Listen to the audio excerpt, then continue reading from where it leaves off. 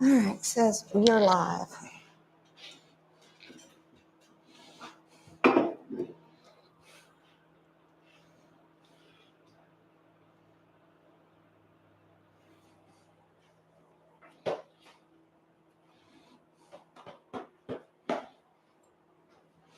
Dun, dun, dun, dun.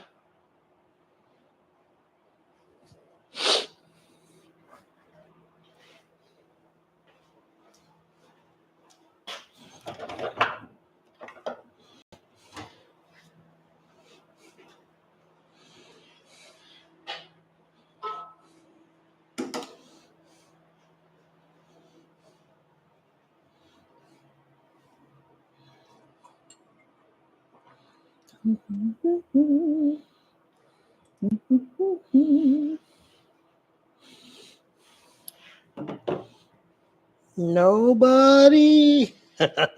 Nobody. We're setting up and we're waiting on anyone to join. What if you threw a party and nobody came? There's one. There's one. Thank you, loyal follower. Now you always have your one friend that you know is going to spend the night at the party, so you have that one. Maybe I was doing it wrong in high school. You were. That's why I didn't have the one. Well, Dean is here. He says, I'm here. Well, that's good. Oh, there's 7. Whoop. Now it's a party, or at least a card game.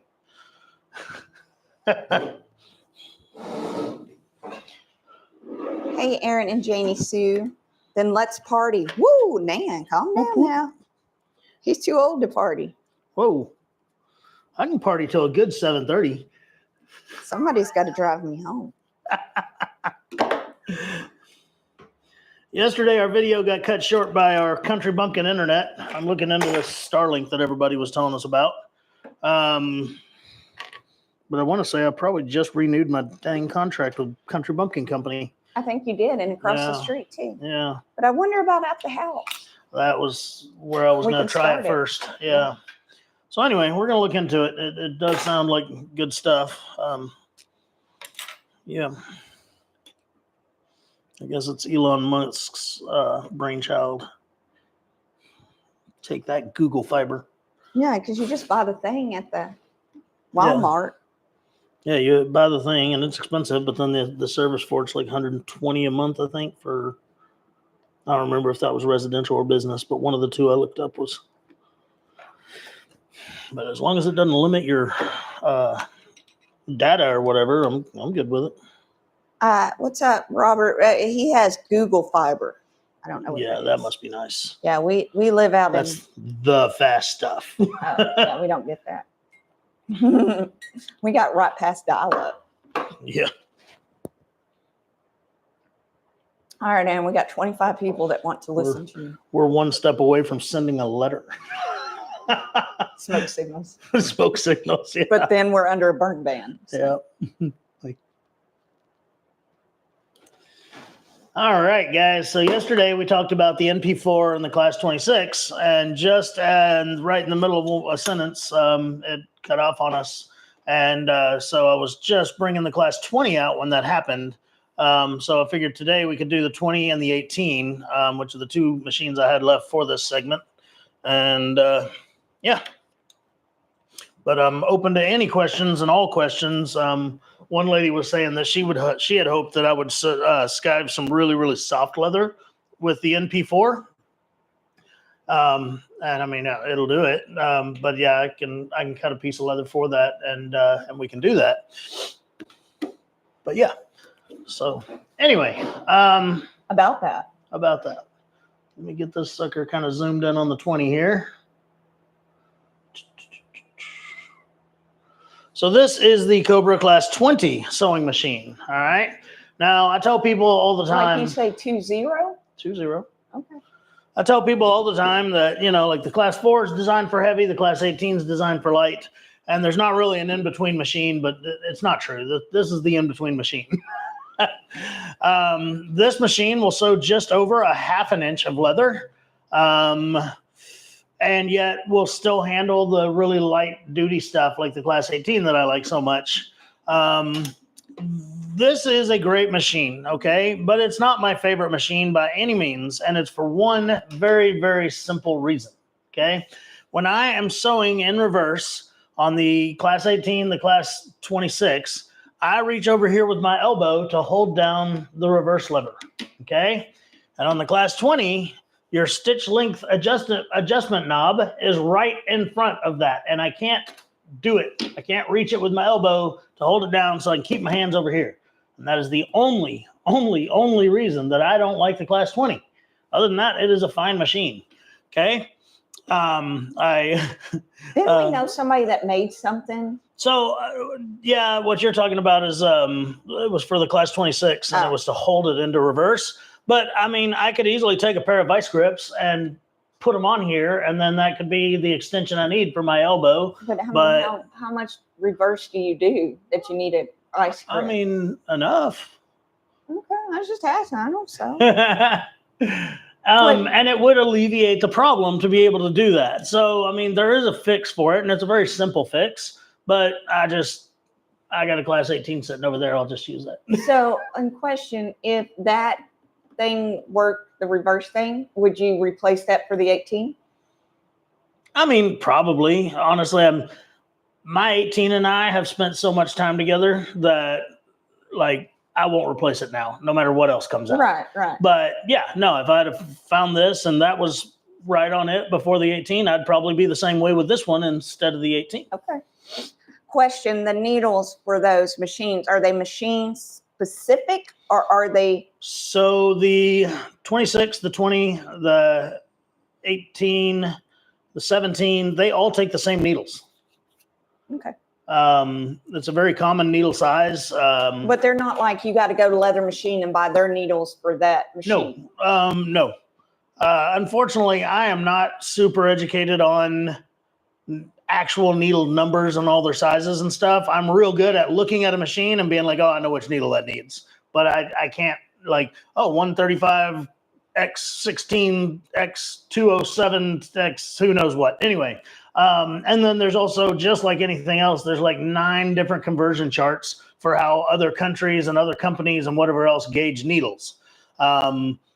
So yeah, but yes, the same needles that work for this machine work on the 18 and on the 26. So we're good there. Okay. Yep. Moving on.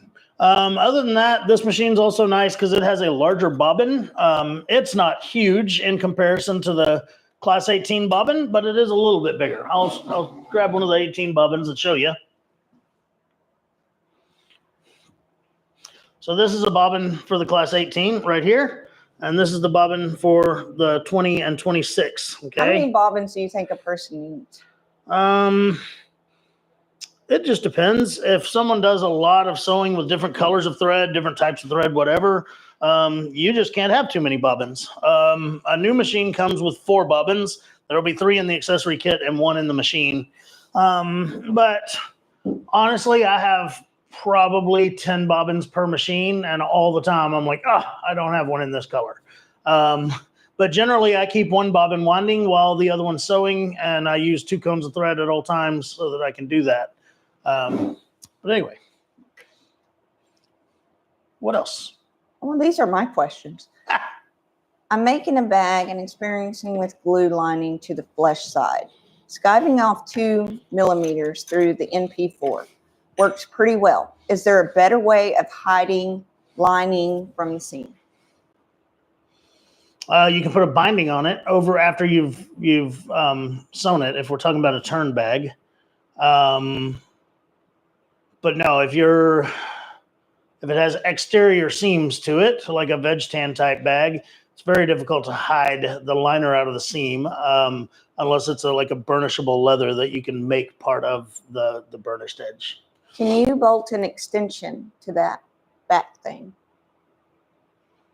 Oh, for the reverse lever? Yeah, I mean, you could design something and drill some holes in it and bolt something to it. Like, it wouldn't be difficult to do, but like I said, to me, vice grips would be the quick and easy thing to do. Just set clamp a set of them onto it, and you may never in your life have to move them. Aaron's a creature of nature. Like, he's not going to leave me because he's used to me, you know? Oh, wow. He's not going to give up the 18 because he's used to it. No. That's it. I mean, that machine and I rode a lot of miles together. You know, you can't just abandon it because something else comes along, right? okay. We're not dating, we're married. You better not have done that when he's dating either. Well, I'm just saying. We can talk about this later. Can I use the same needles on my class 26 for adding wool or canvas to my project? Yes. That being said, it really is better to have a round point needle. Okay. A round point needle instead of a leather point needle. A leather point needle is meant to cut through material. A round point needle is just meant to move through it. While it's not the best for leather, it'll work fine with leather, especially softer leathers. But what it'll do is it won't cut the fibers of the canvas as it goes through. It'll just find its way in between the fibers to go through it. So, yeah.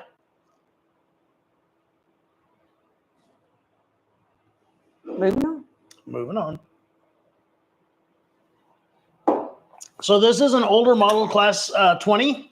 The newer ones, the bobbin winder, this one has just the standard bobbin winder over here that you activate by pressing it into the belt here. The newer class 20s have a bobbin winder up on the top.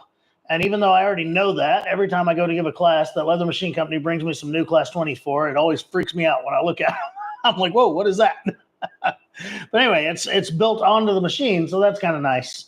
I mean, really, it's 6 in one hand, half a dozen in the other, but it's one less thing to have to worry about, you know, on your table, being in the right position, whatever, getting knocked into. Okay. Like all Leather Machine Company machines, this machine has the big, what do they call it? Speed reducer down here. Okay. And the speed reducer is this giant pulley down here. You can't really see it. It's a little bit off camera. Maybe you can. Anyway, there's a giant pulley down here. And the motor goes to the small wheel on this pulley system. And then, the motor goes to the big wheel on this pulley system. And then the small wheel has a belt that goes up to the machine. And what that allows you to do is, even though this is a servo motor and it's designed to be variable speed, it makes it to where you can go incredibly slow on your sewing machine. Okay, and I'm bringing that up because I'm actually in the middle of taking an upholstery class at a local community college. I've always just been kind of curious about upholstery. And their machines have their Consew brand machines, which there's nothing wrong with that. But they have servo motors on them, but they're the same machine as like a Cobra class 17 or a Weaver 305. Okay. And they have the servo motors on them, but they don't have that speed reducer. So on those machines, when you hit the gas, its starting speed is only so slow, and it's about like that.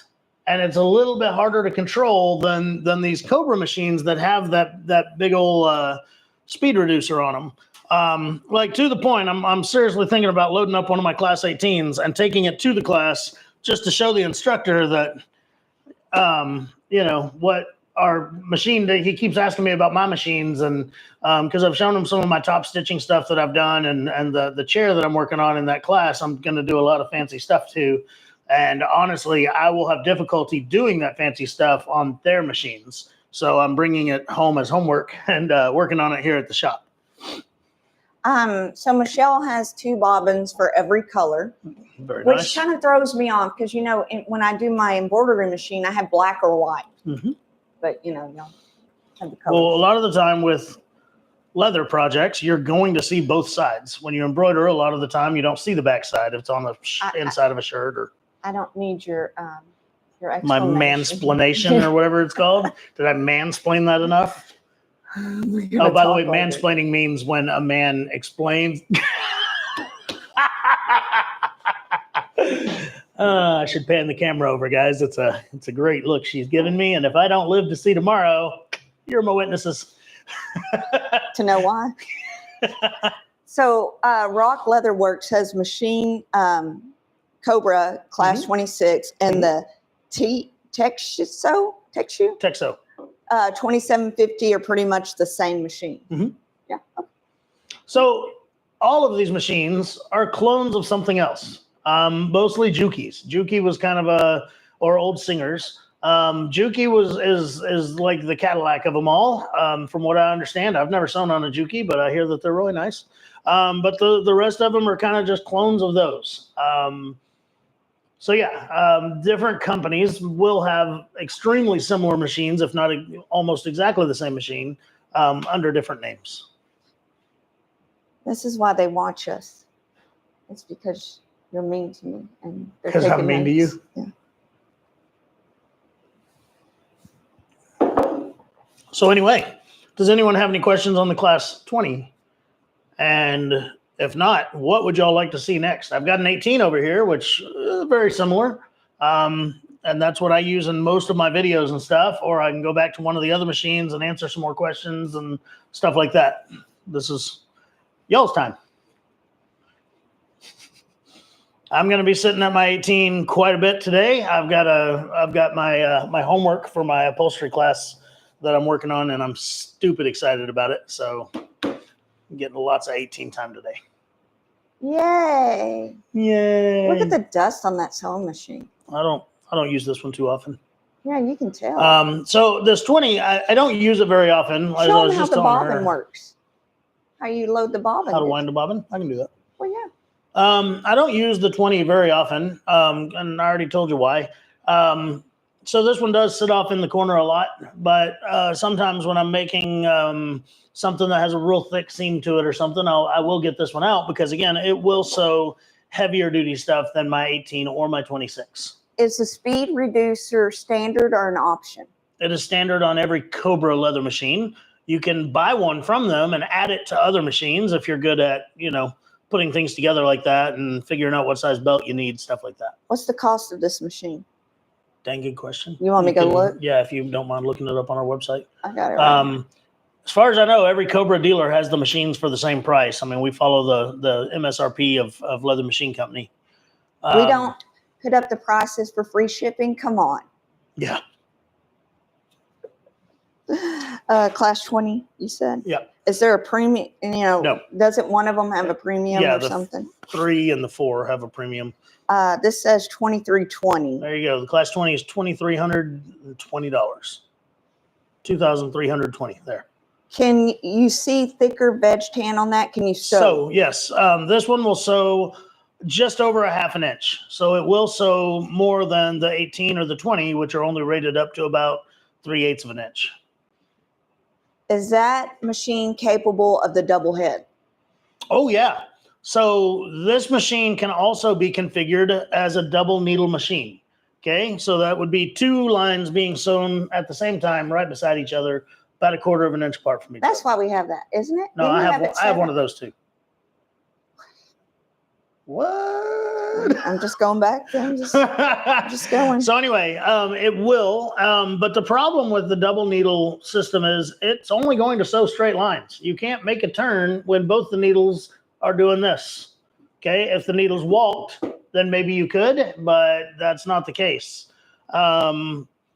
So it's made for mostly upholstery and like French seams and things like that, where you would want 2 parallel stitch lines. But yeah, it's really cool. But this area right here is extremely full with all the tensioners and everything like that. And then also there's a bobbin on each side over here. Honestly, I wish that model came with 2 bobbin winders, because my problem is I'll remember to wind 1 bobbin, but then of course you're going to change both of them at the same time, and I usually don't have 2 wound up. All right. If you could only get one machine, a Skiver or a sewing machine, which one would you get? Me personally, I would get a Skiver. Because I don't skive very well, mostly because I'm dependent on my skiving machine. Well, but I can hand sew with the best of them. Like a little hand stitching doesn't bother me at all. But please keep in mind, I don't do production work anymore. I'm not taking custom orders. I'm not trying to feed my family off of my leather work I produce. So that's my answer to the question, but it's probably not most people's answer. Okay, thank you so much. I bought a Class 26 from you about 8 months ago and love it. My question is, do you sell different size ounces and types of leather for learning scraps, absolutely. We have scrap piles. We got lots of scrap. Yeah, so you just go to our website, like even on the front page, I think there's a thing that says scrap bundles. Yep. Yeah, so no problem there. How would you thin a panel on an MP4? An entire panel? I wouldn't. A strap I can do up to a couple inches wide maybe. But basically you'd run it through once and then move your edge guide back and then run it through again. But yeah, and a panel, I mean, depending on, of course, what you're calling a panel, I would advise that really wouldn't work too well. Unfortunately, as far as splitting leather down, the market is pretty it's hurting for a solution for that. The best solution is a band knife splitter, but I mean, the cheapest one you're going to find is going to probably cost you more than $10,000. It is a very serious piece of production machinery. And yeah, like we would love one that would split entire sides at a time, kind of like what the tanneries use. That way, you know, if you wanted to buy a side of leather, but you needed it a little bit thinner, we could do that. But the one, like to buy a used one of what we would need for that, for the size of it, you're looking at about $60,000 or $70,000, and you'd better have a mechanic that can just sit there all day with it and keep it going. How often, now we're going to go back to the MP4. How often do you clean the feeder ball on the Skiver? It depends on the leather. Honestly, I hardly ever clean it because usually if you've got some good leather with a nice tight grain, it'll help clean it out while you're using it. But yeah, I hardly ever have cleaned it, like maybe a couple of times in the history of my machine. And it's just when it got really bad, but I had to keep going with the leather I was using. So usually it's leather with real loose fibers and stuff on the back that'll clog that up some. So we got a couple of MP4s. Mm-hmm. That's where we're at. All right, well, let's push this thing out of the way and pull that over here. It says, how do you avoid getting lines after skiving on the MP4 where the edge of the foot presses on the leather? Adjust your presser foot just a little bit, like angle it back just tiny bit. Okay. MP4, different kinds of feed rollers. Why would you need them? Oh, yeah, we can talk about that. Give me 2 seconds. Okay, let me do a Cobra one real quick. Okay. Will the Cobra drop ship to me in Utah to avoid the cost of shipping to you in Texas? So when we sell a machine from here to be shipped somewhere, we drop ship it directly from Leather Machine Company, because like you just mentioned, there's no point in the world for you to pay for shipping that it comes to us and then shipping that it goes to you. So we're just the middleman there. Okay, so the roller balls for the class, or the NP4. So I have here a rubber roller ball. Okay, it's rubber. All right, and I used this one for a very long time. And when I was making things, I talked yesterday some about this watch band here that has a rolled edge on it, and the gator leather where it rolls over the edge of this thing is, I mean, just paper thin. And between this rubber roller ball and resetting the spring, tightening the spring over here that puts the tension on the ball, that's how I was able to do that consistently. But I've had this rubber roller ball on my machine for a couple of years now. And recently I just noticed that my machine wasn't feeding leather very well. And get into it and look, and this thing is basically slick now. Like it wasn't gripping leather. So I took it off because I needed to finish my project that day, and I put the stone one back on. The machine's fine. There was nothing wrong with the machine. It was simply this ball. But what I'm going to try to see is maybe if I can rough this up with some rough sandpaper or something and get it back into service. If not, then I can always replace it. I want to say when I bought this one, it was about $40, but that was several years ago. So I can't tell you exactly what the price was, but I did enjoy using it for several years before that happened. And when I say several years, again, I sometimes I'll skive 200 project boxes on this thing at one time. So, I mean, I got a lot of use out of this compared to what the normal craftsman at home is going to need to use. And the thing that you said about the edging pressing, mm-hmm. Which one would you adjust? Oh, so to adjust the angle of your presser foot, it's this one right back here. It's on the back side, just above the presser foot. If you turn it if I'm looking at it and it turns this direction, then that is going to tilt that presser foot back just ever so slightly. And that'll take a little bit of pressure off right there at the very end where it's creating that line. This is great. I've learned so much in the last couple of minutes. Thank you, guys. You're welcome. Someone did ask me about floppy leather on this machine. So let me just run out with my scissors right quick and just cut a piece of floppiness Don't somewhere. run with scissors. Okay, let me walk out there because my scissors are already out there. Yeah, I'll be right back. I'm going to grab some floppy leather and prove that it can be done.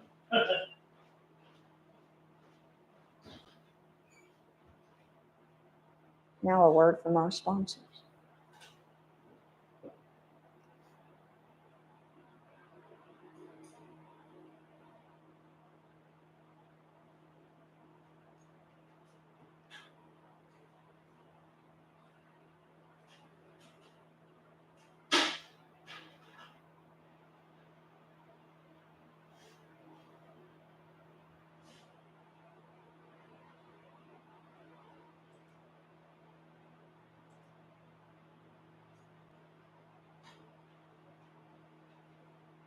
Let me look up the price here for the MP. And James, when he comes back in here, I'll ask him that question. The MP is $1,620. Can you, hold on, can you get the top roller feed for the MP4? No. No.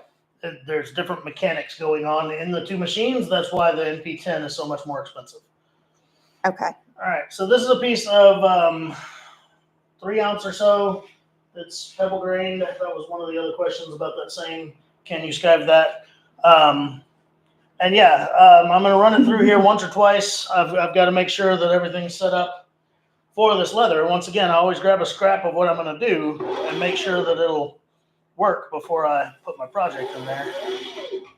There we go. It was good to go with whatever the settings already were. You want to put your mic on? You know. All right, so I'm sure y'all heard, but there we go. This is a piece of 2 to 3 ounce from our South Beach collection. Okay, it's very soft. It's very floppy. It does have a pebble grain to it, and I just skived it down to paper thin right there. Okay, very, very thin. There it is. Right there. Okay. Did you retire from your leather business? It kind of sounds like, yeah, he needs to explain that a little bit. All right, so when I retired from the Army in 2014, I also acquired Maker's Leather Supply. Most people don't realize I did not start Maker's Leather Supply. Now, when I say that, Maker's Leather Supply was very, very small. It sold some blue guns and some holster patterns, and that was it. Basically, I bought the name because I really, really liked the name. So when I retired from the Army, I did custom leather work for a living, and I had Maker's Leather Supply, and it just kind of ran out of a closet in the back of the shop. And again, it was just blue guns and holster patterns. That was it. Fast forward a couple of years, I met the lovely Miss Janie Sue, and she became part of my life. And I was getting really burnt out on custom leather work because the worst part about custom work is what's called customers. Okay. And I hate saying that. I mean, I really appreciate all the customers I had over the years and stuff like that. But, you know, when you have customers that tell you things like, oh, I trust your work, you know, use your artistic freedom, make it how you would make it. And then when they show up to pick it up, they're like, well, this isn't what I had in mind at all. Well, that's funny. You told me to do what I had in mind, and I did. I like it when you're like, oh, we're 6 weeks out. And within a week, they're like, hey, yeah, how's it going? Yeah, I know anybody that does custom work has experienced that. They tell them, hey, this is going to take some time. Oh, yeah, good work takes time. No problem. I understand, you know. And then like a couple of days later, they're calling, oh, I was just checking on it, see how it's going. Like, dude, it's not even on the clipboard It's yet. still in its infancy. Yeah, like the ink's still drying on the paper that we filled out together. So anyway, Janie could tell I was getting burnt out, and she encouraged me to maybe do something with Maker's Leather Supply. I'd started to get a little bit of a name for myself as an instructor. We had taught some classes, and they'd gone really, really well. Since I'm really slow in the head, I'm pretty good at explaining things in a manner that people will understand, I think. Man explain. Yeah, as Janie says, I'm mansplaining. So here I am mansplaining why I mansplain. Anyway, so I did. And I've made very, very few custom leather projects for others for money since then. I've made lots of things to give away to friends and family and stuff like that. We give a ton of people ask what I do with all the things I make on our YouTube channel and everything, and like most of it just gets given away or donated. Yeah, for donated. raffles, Yeah, or donated like all the time, like the local volunteer fire department, or maybe someone ends up with some medical bills and then they're having a fundraiser for them. We donate a lot of my stuff to that, and that kind of kills me because I know I could sell it for a lot of money and then donate that money, and when it goes into a silent auction, that you might have a $800 backpack and it went for $150. Like there was more leather in it than that. It doesn't matter. It doesn't matter. So anyway, hold on. How do you clean the feeder ball? Didn't we go over that? But we did not. There is a tool. I don't have mine. I've lost it. There is a little roller tool that has these little metal spiky things on it that you can basically roll along the ball while it's moving to do that. However, I would do it on the bottom of the ball because you don't want that metal tool to hit your blade and cause a big nick in your blade. Ooh, yeah. That would be bad. Yeah. And just like that. Terrible. Horrible. What else we got? Oh, that's it right now. I mean, they're still trying to get over your explaining. My mansplaining. Same thing here. I own a service business and donate services to charity. I need to ask any more what they got it for. Yeah, you need to ask them what they got it for. Well, don't ask them. And then it doesn't hurt your feelings. Yeah, no, again, it's painful sometimes. Well, and a lot of people, we're trying this year. We got a lot of the donations from the last minute shootout. Mm-hmm. And so when we're getting asked for donations, we're using those too.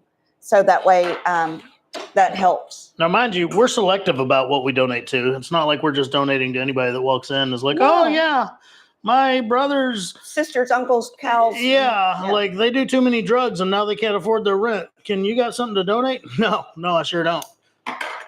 But good luck with your drug problem. How much is the new ball and blade? I honestly don't know. The last time I bought a ball was this one. And it was $40, but that was 4 years ago, probably. So I'm sure it's gone up. I'm pretty sure the blade's under $100. But again, I've been using this blade right here for years. And once again, I skive hundreds of projects at a time sometimes. And sorry, Janie's pointing at my foot that's sitting on the pedal while my hand's resting on the blade, and she's got her angry face on. So I went ahead and gave her a little revvy rev. She loves me. So anyway, but I'm pretty sure the blade's under $100. And again, I've had this one for years and I haven't even used maybe a third to a half of it up. So, okay. So have you, and the whole time that you've had that one right there, have you had to replace or anything broke or? No, the only thing I've done, like I said, several years ago, I put this ball on it, but very recently I took it back off because the ball doesn't really have the grip to it anymore. And this is the rubber ball.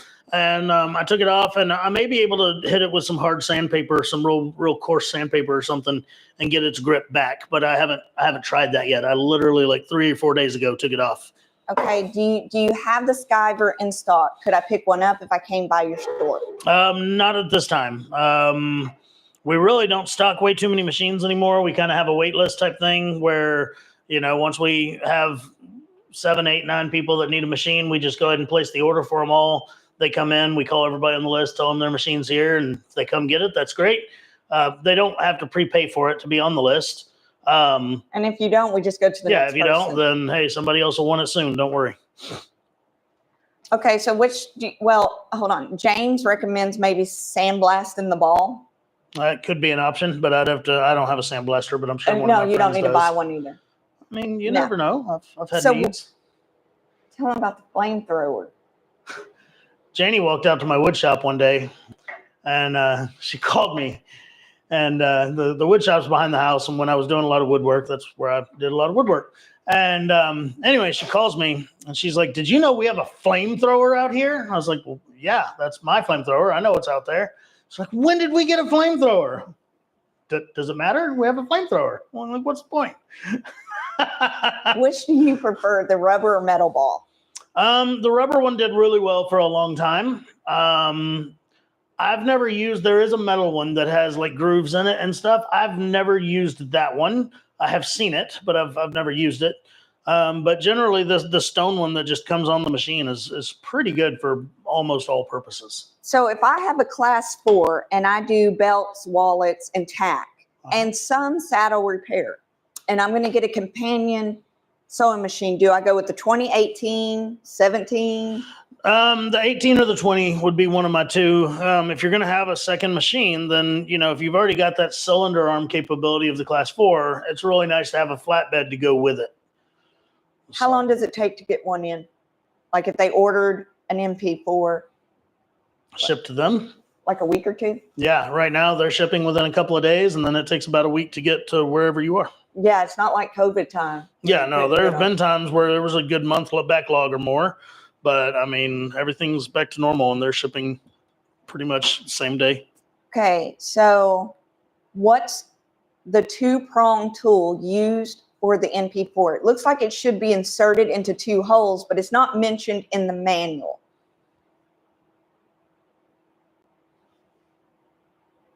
Good question. I don't know what we're talking about. I don't either. I don't have one in my little box of tools here. I think I know what. Maybe send us a picture on Yeah, Facebook email me a picture or send it through Facebook or something, and I can try to help you with that. But I'm drawing a blank here right this minute.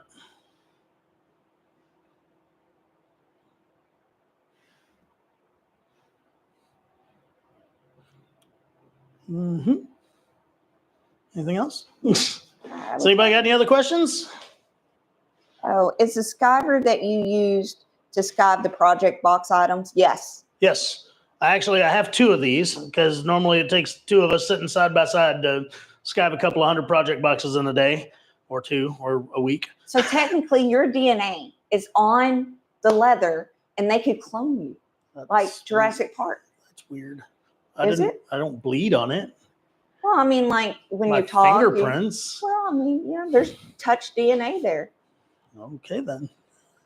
From now on, I'll be wearing a hazmat suit. Well, but anyway, no, we have 2 of these that if there's, not a lot of skiving to do, I'll do it. If there's a ton of it to do, then we'll bring out the other one too. And one of the other employees will sit right beside me and they will gain mad, crazy skills very quickly. Yeah, he don't allow me to do it because after I messed up the belt cutter, and I left. One day I walked out into the warehouse and our strap cutter, it's a 20-inch long strap cutter that cuts out a bunch of belts at once. It's just got this giant piece of leather hanging out of it and then nobody's around. I'm like, okay. Well, Janie decided that she was going to try to cut some straps and then that didn't work out. And I left it. I just left. She just left. So that's what I'm dealing with, guys.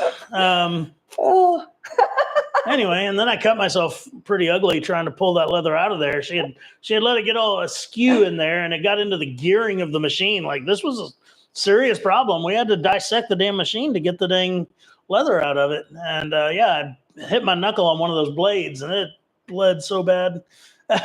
Actually, Rock Leather, we already have a veterans discount. If you make you an account on our makers page or and then call us, we can put it in. Yep. And no, we don't make you prove it because if you lie about it, we'll hunt you down. You will send us proof on why you need a veteran discount. So anyway. Well, unless they have tattoos like you. So good job. You've been to prison. Can you skive an inside corner on the camera, please? Yeah, I did it yesterday, but I will do one here. So I did that one yesterday, but I will cut out another inside corner on the other side of this piece and we'll do it.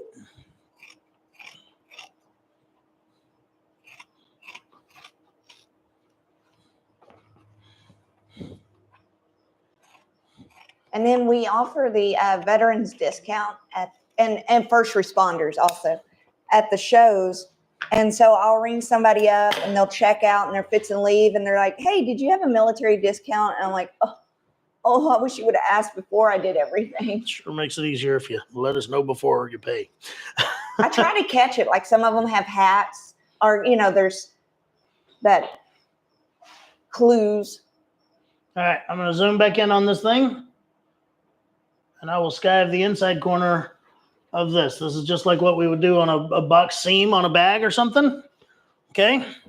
So I start out, I'll do the flat part up here. Okay. And then to do the rest of it, I set that already skived part up over the blade there. Yeah. Okay.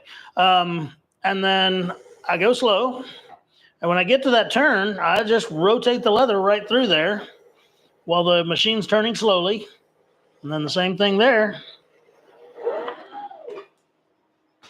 So just take it slow. Take it slow. As long as your blade is sharp and everything's properly set up, then you're going to be okay. I know that people struggle with that. It does take some getting used to, but every leather worker I know has a big old pile of scraps. So just cut some of those notches out of some and go for it. They said thanks. What else we got?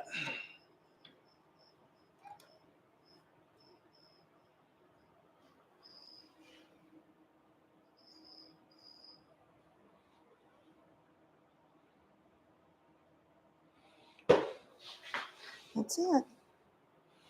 All right. Well, then we're going to go ahead and end today's session on here. Hope that this helped some folks. Hope it helped you decide what machine you might like. We're always available to talk about this. You can message me on Facebook. You can call the store, whatever. We always want to make sure when someone buys a machine, it's a huge deal. I get it. So we want to make sure you get the one that's right for you.